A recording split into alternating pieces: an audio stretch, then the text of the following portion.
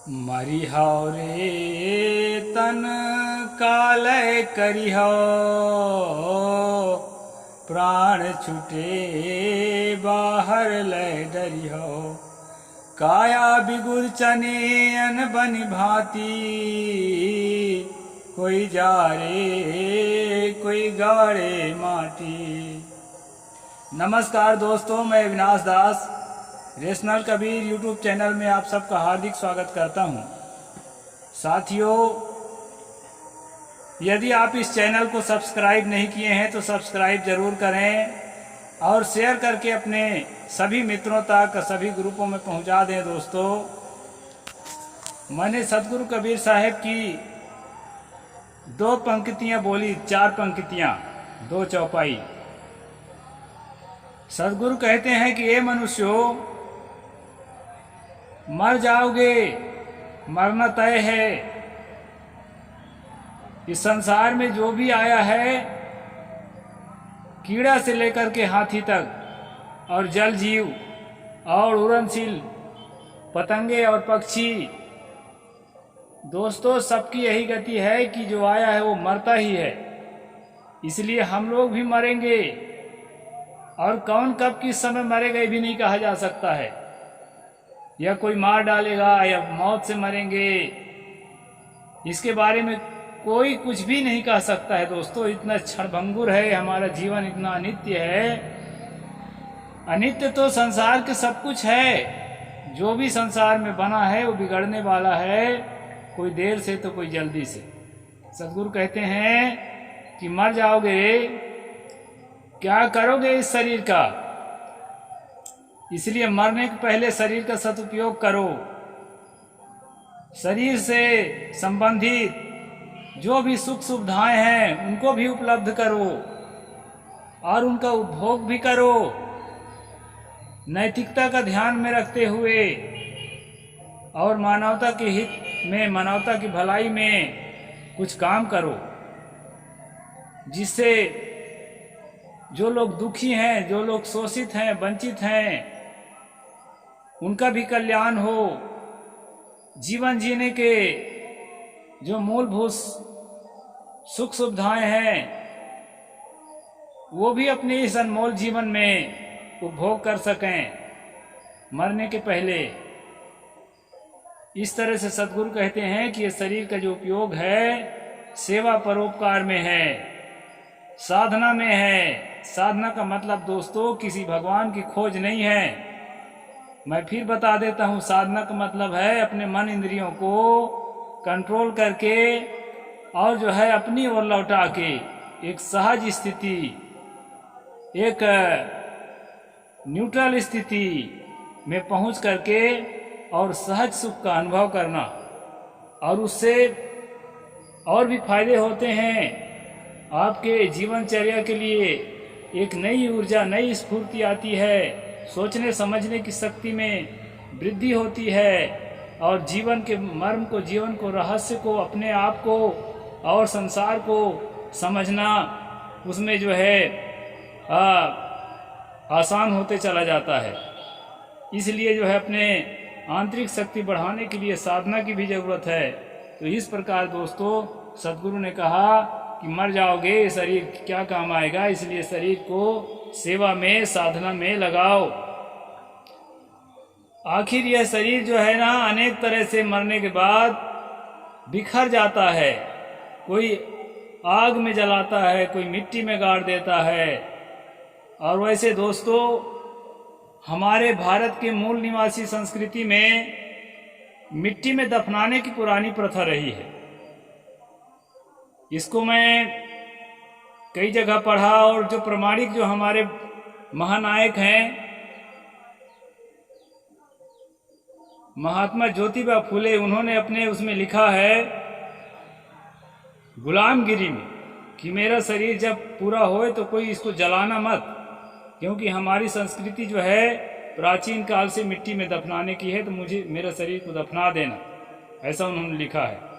आखिरी में है वसीयतनामा में देखना गुलामगिरी का।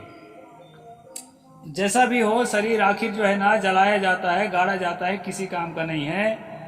इसलिए दोस्तों मरने के बाद भी अगर शरीर काम में आ जाए तो बड़ी अच्छी बात है। ऐसा सोचकर मैंने अपने शरीर को सरकारी हॉस्पिटल में जो है, इस राज्य का जो सबसे बड़ा सरकारी हॉस्पिटल है रायपुर का, उसके शरीर रचना विभाग को मैंने दान के लिए संकल्प कर दिया है, ताकि मरने के बाद भी मेरा कोई शरीर का पार्ट किसी का काम आ जाए, ना काम आए तो बच्चों के पढ़ने का काम आए। विज्ञान के लिए पूरी तरह से मैं समर्पित हूँ दोस्तों। नई नई शोध संसार के सामने आए, उसमें हमारी भी कुछ भागीदारी हो, कुछ नहीं तो यही भागीदारी हो, ऐसा सोच के मैंने संकल्प लिखा दिया है। और यदि मैं कहीं मरता हूँ आपकी जानकारी के अंदर तो सूचना जरूर देना दोस्तों, क्योंकि मैं सूचना देने के लायक नहीं रह जाऊंगा।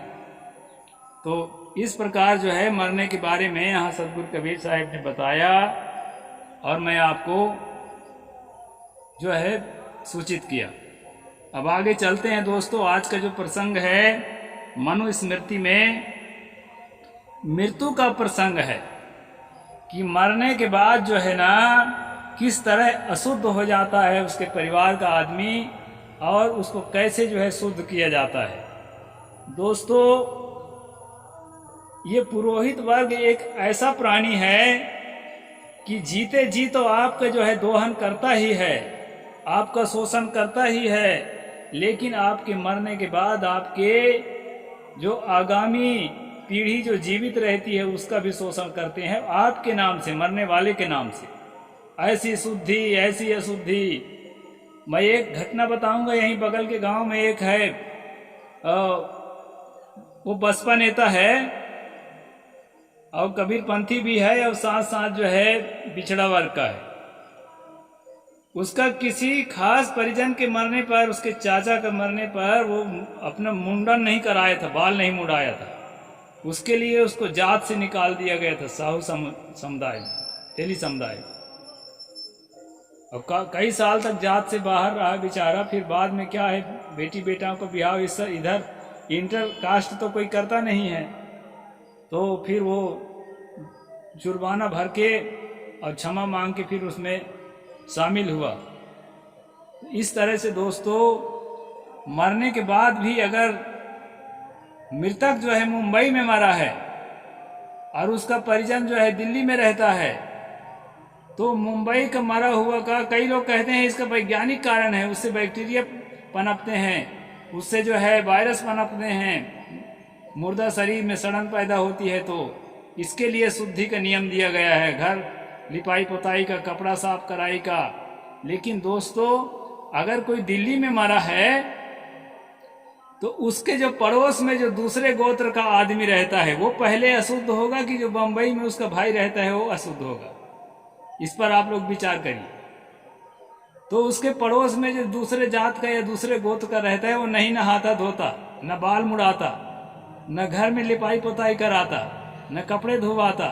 लेकिन जो बंबई में रह रहा है हजारों किलोमीटर दूर, वो वहीं पर जो है घर लिपाएगा, पोताएगा, बाल बनवाएगा, कपड़ा धोवाएगा और ब्राह्मण से कर्म कांड भी करवाएगा, इतना दूर में रह करके।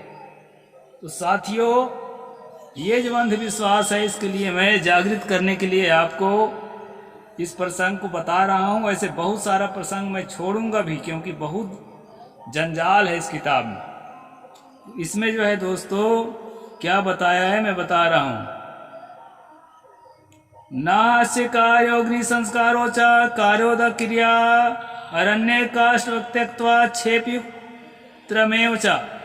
2 वर्ष से कम उम्र का बालक अगर मर जाए तो उसके बंधु माला जो है, उसके बंधु वर्ग जो है फूल मालाओं से अलंकृत करके गांव के बाहर पवित्र भूमि में रख दे, अस्थि संचय न करे, लकड़ी की तरह ऐसे रख देना चाहिए कहते हैं। अगर 2 साल के कम का मरा है तो उसके लिए मनु जी का कहना है कि 3 दिन तक अशौच माने, 3 दिन तक जो है 3 दिन में लकड़ी की तरह त्याग कर 3 दिन तक अशौच माने, ऐसा बताया है।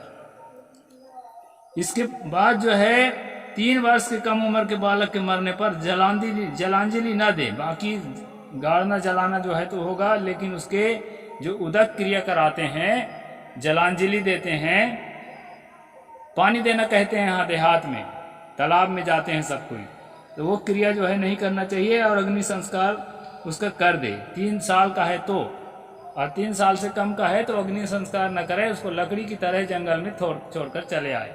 ये जो है पारसियों के प्रक्रिया है दोस्तों। मैं कई बार आपको जागृत करता हूँ कि पारसी से ही ये निकला है। यहूदी, पारसी और जो वैदिक धर्म है इसमें बहुत अंतर नहीं है, बहुत सारी बातें मिलती जुलती है। तो यहाँ पर ये बात बताया है दोस्तों, सहपाठी ब्रह्मचर्य के साथ ही अगर मृत्यु के 1 दिन अशौच होता है तो समान उदक को यहाँ पुत्र जन्म होने के 3 दिन अशौच होता है। यानी कि साथ में पढ़ा हुआ कोई विद्यार्थी मरा है तो उसके लिए 3 दिन तक जो है अशुद्धि रहती है, 3 दिन बाद अपने आप शुद्ध हो जाता है। इस प्रकार बहुत सारी चीज़ों को किसके मरने से क्या होगा दिया है दोस्तों। यहाँ पर मैं आगे ले चलता हूँ आपको। अच्छार लवणनाताय शिरुनिर्मज्जयो युच्यता त्रिहम मासासनम च नास्यु है सीर्यश्च पृथक छितो। ये श्लोक नंबर 73 है, 5 चैप्टर 5 का, यानी 5वां अध्याय का 73 नंबर है। इसमें कहा है मृता शौच के क्षार लवण कृत्रिम नमक न खाए, 3 दिन नदी और झील में स्नान करे, मांस न खाए, धरती पर अकेला सोए। ये जो है कर्मकांड है उसके लिए, जिसके घर में कोई मरा है उसके घर में कहते हैं कि नमक उसको नहीं खाना चाहिए। कई लोग नमक नहीं खाते हैं 3 दिनों तक, और नदी में या झील में स्नान करे। घर में अगर बाथरूम वगैरह है तो उसमें नहीं नहाना है, नदी झील में जाके नहाना है। और मांस ना खाए, अगर मांस तो खाते ही हैं लोग, ज़्यादातर जो वैदिक धर्म को मानने वाले हैं, तो कहा है कि मांस उसको नहीं खाना चाहिए। धरती पर अकेला सोए, किसी को और साथ में न सोए, धरती पर सोए, खाट पर नहीं सोए। इस प्रकार यह जो है आपके दिमाग में डर बिठाया जाता है दोस्तों, भूत प्रेत का डर, अशुद्धि का डर, देवता का डर, पितर का डर। और ये डर के दिमाग में डर बिठाने के लिए ही ये सारी क्रियाएं हैं, इसको आपको समझ लेना चाहिए। विगतम तु विदेशस्ता श्रृणु हेरनिदसम यच्छेदम दशरात्रम तादेव वासुचि भरवेत। दशाह शौच के भीतर विदेशस्थ दायाद की मृत्यु वार्ता सुनने पर दशाह जितने दिन बाकी रहे उतने दिन अशौच होता है। यानी आजकल तो फोन का जमाना है, तुरंत पता चल जाता है। पहले के हिसाब से बताया है कि यदि कोई मरा है और विदेश में उसका आदमी रहता है तो जिस दिन वो सुनता है उसको अशौच उसी दिन से लगेगा। यानी शब्दों का अशौच है, सुनने का, उसके पहले का तो मालूम नहीं है, उसी दिन से वो अशौच के नियम का पालन करे, ऐसा इसमें कहा है दोस्तों। इस प्रकार से जो है इसमें एक बात और बता देता हूं, जाति के हिसाब से भी अशौच होता है। हर जाति के लिए एक जैसा अशौच नहीं है, इसका वर्णन भी आगे आपको मैं सुना रहा हूं। शुद्धे द्विद विप्रे दशाहेन द्वदशाहेन भूमिपा वैश्य पंचदशाहेन शूद्रो मासेन शुद्ध्यति। यदि सपिंड के मरने या जन्म में ब्राह्मण 10 दिन में, मरने में भी और किसी के जन्म लेने में भी, ब्राह्मण जो है 10 दिन तक अशुद्ध रहता है, उसका परिवार, उसका घर। क्षत्रिय 12 दिन तक, वैश्य जो है 15 दिन तक, और शूद्र 1 मास में शुद्ध होता है। मुझे लगता है यहाँ छत्तीसगढ़ में खासकर तेली समुदाय और कलार समुदाय में 1 महीना 2 महीना में छठी बरहो मनाते हैं। इसका यही कारण हो सकता है, मुझे डिटेल से मालूम तो नहीं है, लेकिन हो सकता है यहाँ एक महीने के बाद मनाते हैं। जबकि हमारे उधर जन्मभूमि की तरफ मैंने देखा था, खासकर ब्राह्मणों क्षत्रियों में ये 6 दिन में छठी और 12 दिन में बरहो मनाते थे, जन्म की बात है। और जो है 13 और 10 गात्र मनाते हैं 10 दिन में और 13 दिन। इस प्रकार के उधर का नियम है। अब यहाँ जो है तिजनहावन, पचनहावन, सतनहावन ऐसे करके 4-6 दिन के अंदर ये सब कुछ हो जाता है। ये क्षेत्रीय नियम है दोस्तों, ये जो है धार्मिक नियम से इसका बहुत ज़्यादा संबंध नहीं है। तो इसमें मैंने ये देखा है, वो मैंने आपको बताया।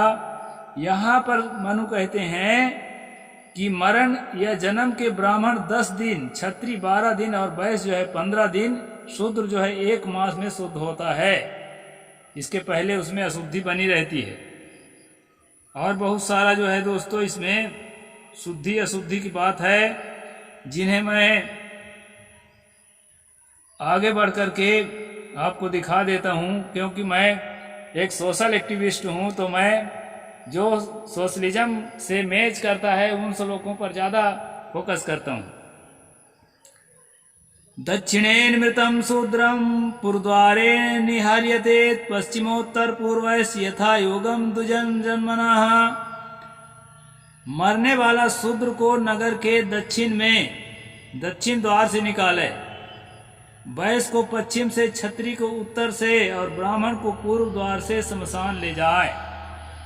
यानी बस्ती से निकलने समय जो है अगर शूद्र मरा है तो उसके लिए नियम है कि वो दक्षिण दिशा के गांव का, जो दक्षिण दिशा है शहर का गांव का, वो दक्षिण दिशा से निकाल करके फिर घुमा के शमशान में ले जाए।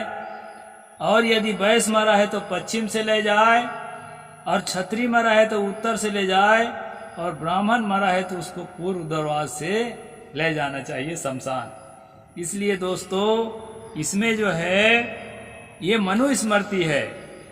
इसमें जो जिंदा के साथ तो भेदभाव है ही, मरने के बाद भी आपके साथ भेदभाव लाश के साथ भी किया जाए। हालांकि मरा हुआ लाश को शुद्ध ही मानते हैं, अशुद्ध ही मानते हैं, लेकिन अशुद्ध में भी कैटेगरी है कि किसको जो है कौन कितने महीने में शुद्ध होगा। इसके लिए चारों जातियों को अलग अलग दिया है। और किसके लाश को, किसके पार्थिव शरीर को किस दिशा से नगर से बाहर निकालेंगे, उसका भी इसमें पार्थिव सिस्टम दिया है। यहाँ दोस्तों एक श्लोक मैं और ले लेता हूँ, श्लोक नंबर 104। इसमें कहा है, ना विप्रम समेस्तिष्ठस्तु मृतम शूद्रेण नायेत अस्वर्ग्या ह्याहुति सा स्याच्छद्र संस्पर्श दूषिता। आत्मीय लोगों के रहते हुए मरे हुए ब्राह्मण को शूद्र से न उठवाए, क्योंकि शूद्र के स्पर्श से दूषित होने के कारण मृतक का वह दह्य शरीर स्वर्ग निमित्तिक नहीं होता। यानी जो सवर्ण है, जो ऊंची जाति का आदमी है, खासकर ब्राह्मण है, अगर वो मर गया और गांव में दूसरा ऊंची जाति का आदमी है या उसका आगे पीछे कोई नहीं है, उसी के परिवार में है, तब तो ठीक है, वही लोग लाश को उठाएं। यदि उसके परिवार में कोई नहीं है तो किसी दूसरे ऊंची जाति के आदमी को ही उसका लाश उठवाए, किसी शूद्र को उसके लाश ना छूने दें।